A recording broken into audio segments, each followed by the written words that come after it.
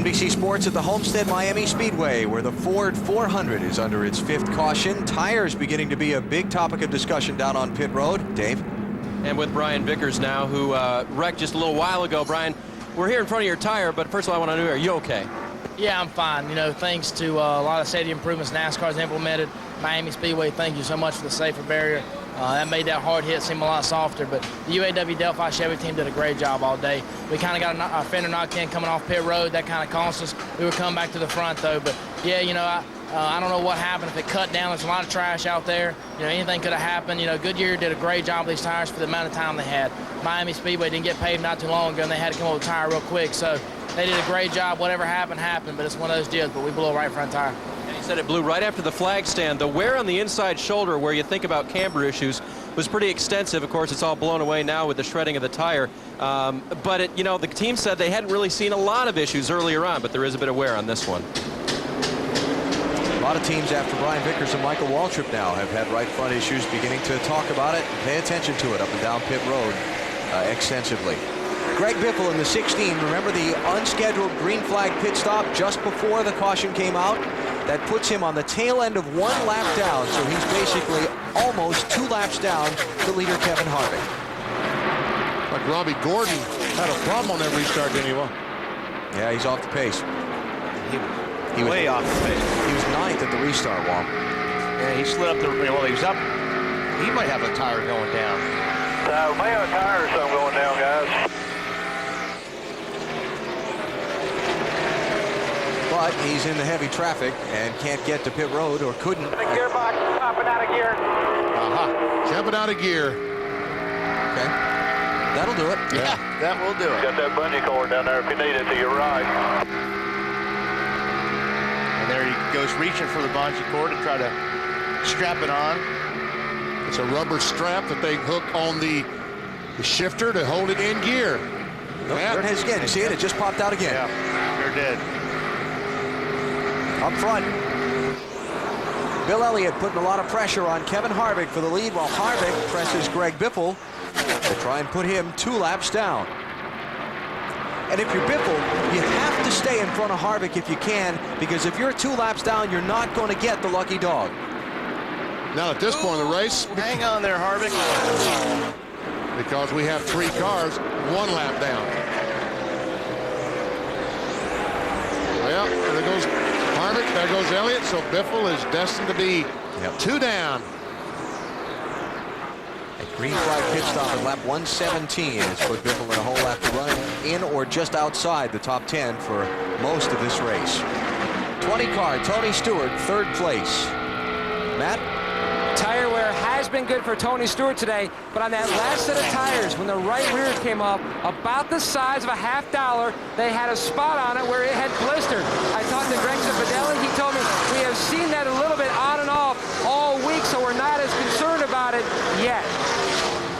Outside move by Bill Elliott for the race lead. How about that power move? Elliott goes back in front.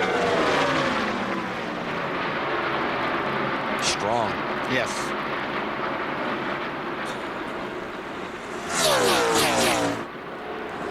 So as Elliott comes to the stripe, puts him out in front for a 4th time today. He's led 71 of the 133 laps that have been completed, and will reach the halfway mark of this race, the 200-mile mark, when he comes back around to the start-finish line.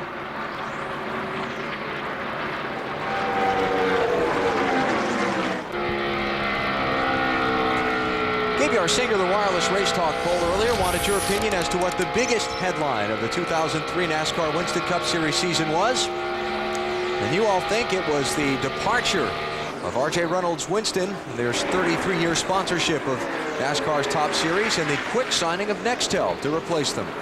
Well, that was about the first time in the last 4 or 5 weeks I agreed with those folks.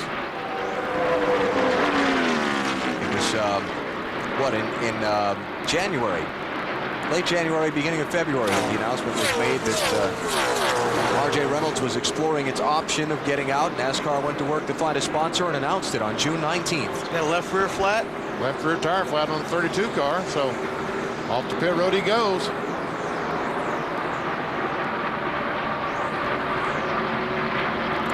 32 car was on the lead lap. Note the use of the word in past tense. Yep. Because he's on pit road, and here come the leaders. Jimmy Johnson working on Johnny Benson to try and pick up 6th place here. Remember, Johnson had a flat tire earlier in the race back at lap 36. Robbie Gordon's team trying to get this transmission situation fixed.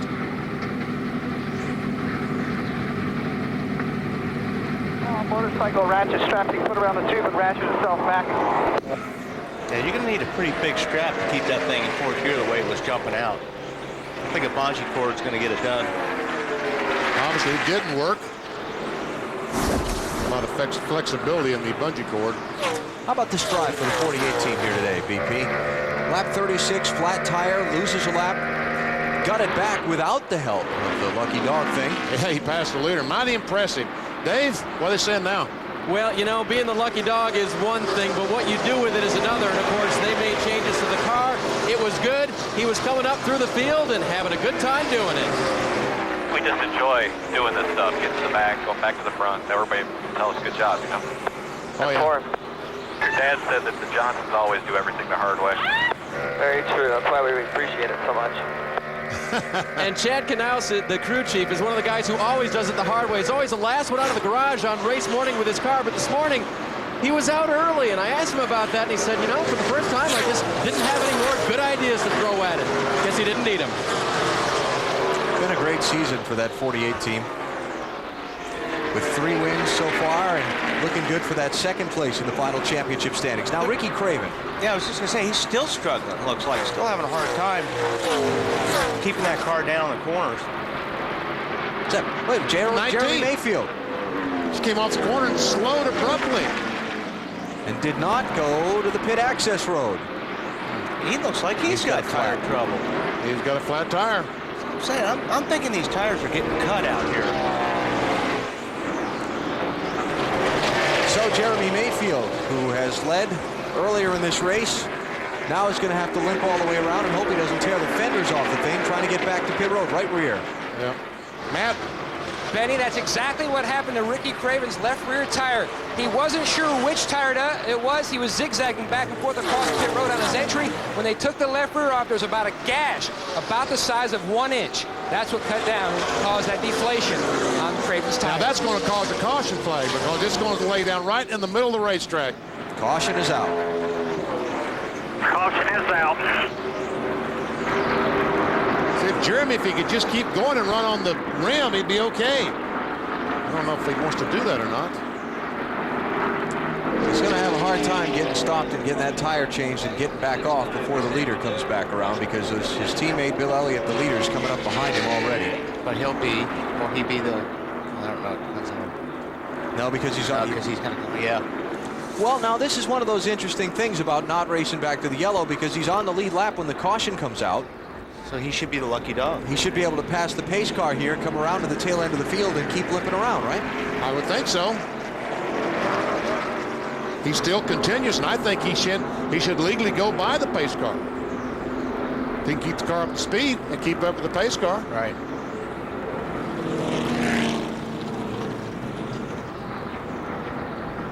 Okay. Let's see.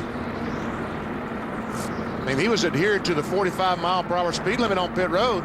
No, it doesn't matter. Even if he went speeding through, what's he going to start at the end of the longest line? He's going to be last on the lead lap anyway, right? Yeah. Big thing is he needs to get up there and get past that pace car, get back on the lead lap. He's coming to pit road. Yeah, that's not going to work out right for him. No, that's not going to work out because I think he should have stayed on the racetrack and gotten the lap back. Problem is he could have done a lot more damage to that car if he went any faster. So another car with tire trouble. Jeremy Mayfield cuts one down, leaves the carcass on the backstretch, and the caution is out for debris. Here come the leaders for their pit stops, Dave. Bill's doing something that he did earlier. Just fuel. No fresh rubber on this car. Marty. thought about 2 tires only for Kevin Harvick as he worked his way to his pit stall, but Kevin said, we don't need to mess around with that. 4 tires is what it will be. Half pound out of both left side tires. Car just a little bit tight for the man in second place, Matt. Marty, Tony Stewart said his car was just a little too slow on the get-go, and he told Greg Zipadelli, don't make it any freer at the start. They are going to adjust this race car with air pressure as a close call by Sterling Marlin as he exits his pit box, and Kenny Wallace comes in, Bill. Johnny Benson races off pit road alongside the 48, a wedge adjustment, a track bar adjustment, 4 tires, and the tear off of a very dirty windshield. His car was a little bit tight. 9:40 and 2. This will be your first 3 to come through the scoring line at the end of pit road. 9's already gone.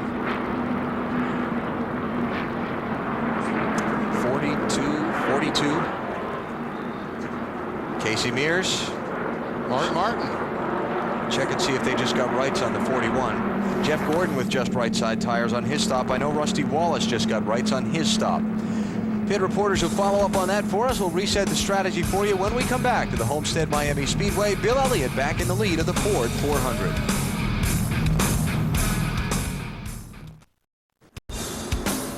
NBC's coverage of the Ford 400 is brought to you by Ford and the next F-150, the only truck tough enough to be the official truck of NASCAR. By Budweiser, the best things in life are the things that are true. Budweiser. By UPS, the official delivery company of NASCAR. We want to race the truck. People love the truck. And by Mach 3 Turbo from Gillette. It's the world's best shave. Okay, we got some things to sort out here. Little caution situation, and then a variety of pit strategies here have shuffled the running order on the leaderboard. Bill Elliott is the leader, fuel only on his pit stop. Sterling Marlin comes off second, fuel only. Rusty Wallace is third with right side tires. We're checking on Jamie McMurray. He's out fourth. Jeff Gordon fifth on rights. Mark Martin sixth on fuel only. Tony Stewart first with 4 tires. He's off pit road 7. And I'm not sure that Bill Elliott's strategy is not good, because I think the tires, once they run through a cycle and he cools them like this, they will probably be as good as these other guys changing tires. Actually, probably better, because we saw all weekend that the tires needed at least 1 heat cycle on them. So I think you're right, Benny. I think he likes the way the tires, and they don't fall off that much. Still trying to figure out the situation with Jeremy Mayfield. We were talking about how if he kept going and maybe passed the pace car, because he was on the lead lap when the field was frozen at the caution, but then when he came back out from driving through the pit lane, he was behind the pace car and he turned down pit road with the rest of the field, so that put him a lap down because it caught him behind the pace car, and they're still trying to figure that out in race control next door. But he should be the lucky dog then. We'll let you know when we get it figured out. I have it figured out. And while they're figuring that out and cleaning up the debris and all the rest, we're still under caution. So let's take a break. 121 laps to go in the Winston Cup season.